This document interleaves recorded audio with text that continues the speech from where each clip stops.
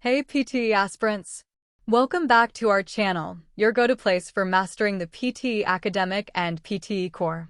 In today's video, we're diving into a fresh Retell lecture practice, just like you'll face in the real exam.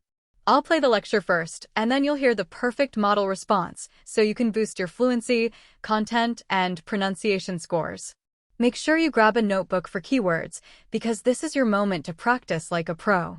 And hey, before we dive in, hit that subscribe button so you never miss a single practice session that could make all the difference in your PTE results. Biodiversity refers to the variety of life forms, from genes and species to entire ecosystems, and it underpins many services that humans rely on. Forests, wetlands, and coral reefs regulate climate, purify water, pollinate crops, and provide medicines. However, biodiversity is declining rapidly due to habitat destruction, overexploitation, invasive species, pollution, and climate change. When species disappear, ecosystems become less resilient to disturbances such as droughts or disease outbreaks. Economically, the loss of pollinators threatens global food production, and the degradation of mangroves increases coastal damage from storms. Conservation strategies include expanding protected areas, restoring degraded habitats, and aligning economic incentives with conservation goals, for example, through sustainable agriculture and payments for ecosystem services. Protecting biodiversity is therefore both an environmental and a development priority.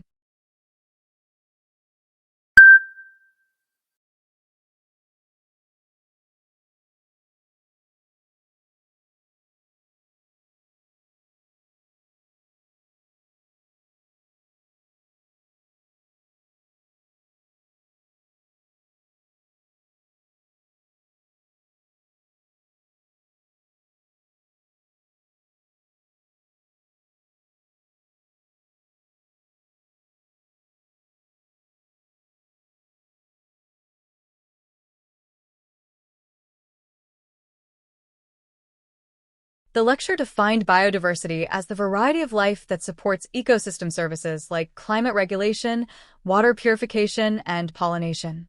It warned that biodiversity is declining because of habitat loss, overuse, invasive species, pollution, and climate change, which reduces ecosystem resilience.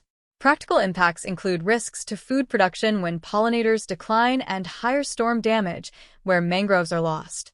The speaker concluded that solutions involve protected areas, habitat restoration, and economic tools such as sustainable farming and payments for ecosystem services.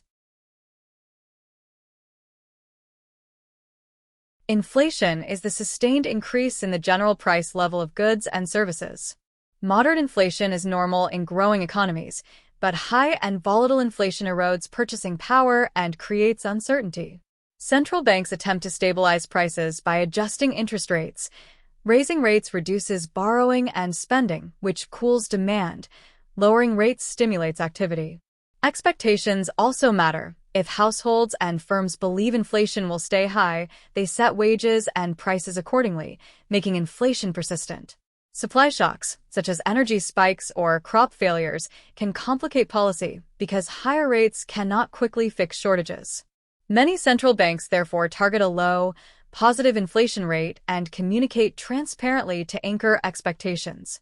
Credible policy, supported by sound fiscal management, helps economies avoid the costs of runaway inflation while maintaining growth and employment.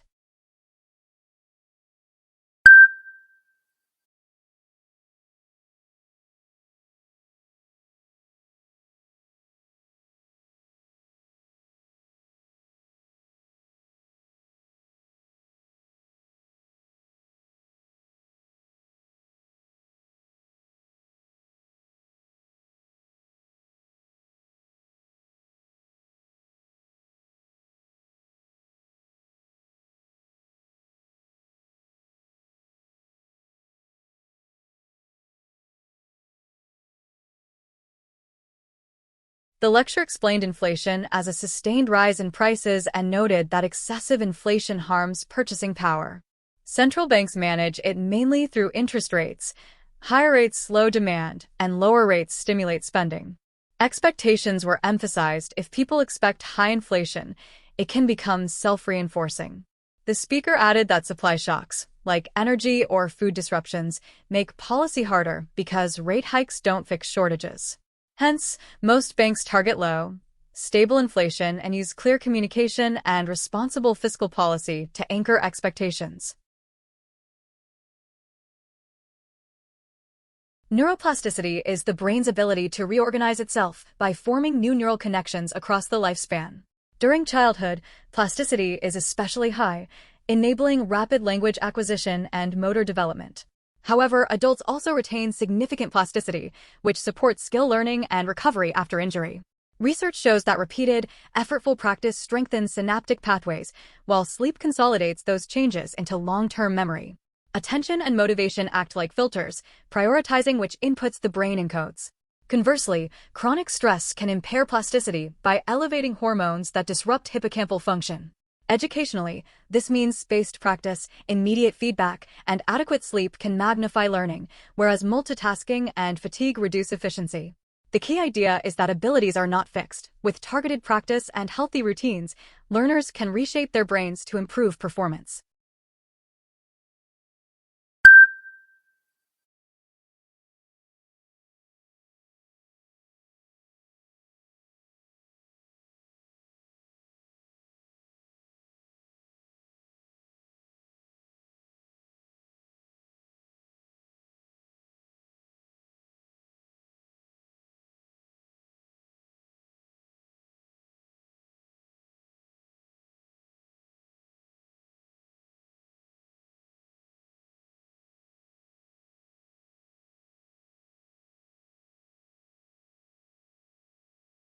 The lecture defined neuroplasticity as the brain's capacity to rewire itself. Children show high plasticity, but adults can also build new connections through repeated practice. It noted that sleep consolidates learning, and attention and motivation decide what gets encoded, while chronic stress can hinder memory systems. Educational implications included spaced practice, feedback, and good sleep hygiene, with a warning against multitasking and fatigue. Overall, abilities are malleable, and structured practice can physically reshape the brain. Vaccines prepare the immune system by exposing it to a harmless form or fragment of a pathogen so it can recognize and neutralize the real disease later. Beyond individual protection, vaccination contributes to herd immunity. When a large proportion of the population is immune, transmission chains are interrupted, protecting vulnerable people who cannot be vaccinated. The required coverage varies with how contagious the disease is. For measles, it is particularly high. Safety monitoring is continuous, from clinical trials to post-licensing surveillance, and adverse events are exceedingly rare compared with the risks of infection.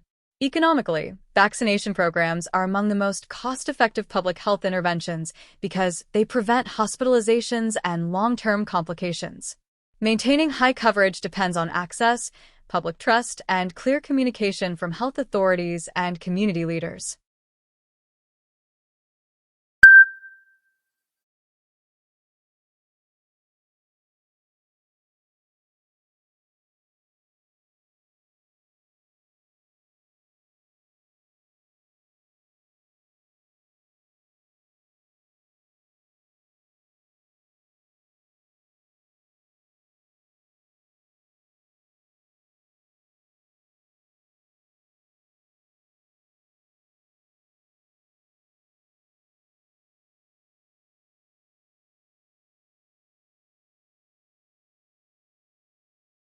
The lecture said vaccines train the immune system using harmless antigens, giving future protection. It highlighted herd immunity, where widespread vaccination breaks transmission and shields vulnerable groups. Coverage levels depend on a disease's contagiousness, with measles needing very high rates. The speaker emphasized rigorous safety monitoring and noted that serious side effects are extremely rare relative to disease risks. Vaccination also saves costs by preventing severe cases. Sustained coverage, according to the lecture, requires access, trust, and clear communication.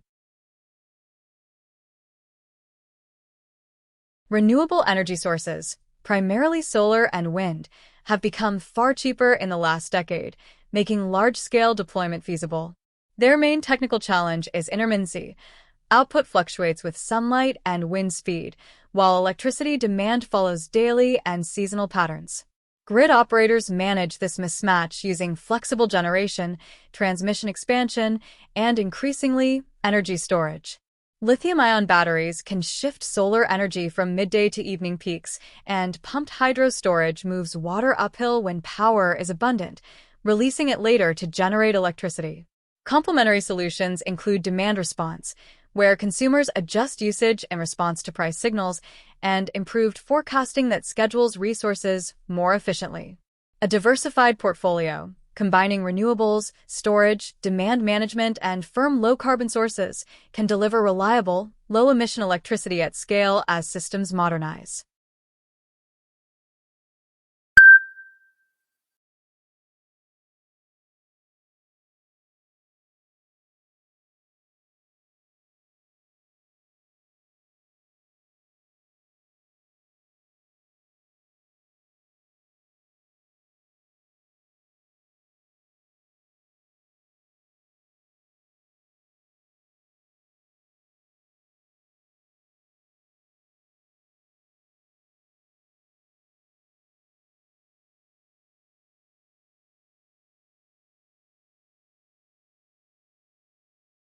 The lecture described how falling costs have accelerated solar and wind, but variability creates a supply-demand mismatch.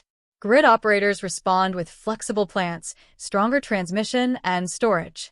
Lithium batteries shift solar energy to evening peaks, while pumped hydro stores energy by moving water uphill.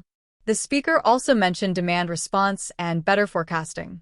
The conclusion was that a mix of renewables, storage, demand management, and firm low-carbon resources can provide reliable, low-emission power. If you found this practice useful, don't forget to hit that like button. It really helps more learners find us. And for daily PTE tips, model answers, and prediction topics, subscribe and turn on the bell so you never miss a lesson. Comment below with your score goal, and I'll share a personalized study tip for you. Until next time, keep practicing and keep aiming higher. You've got this.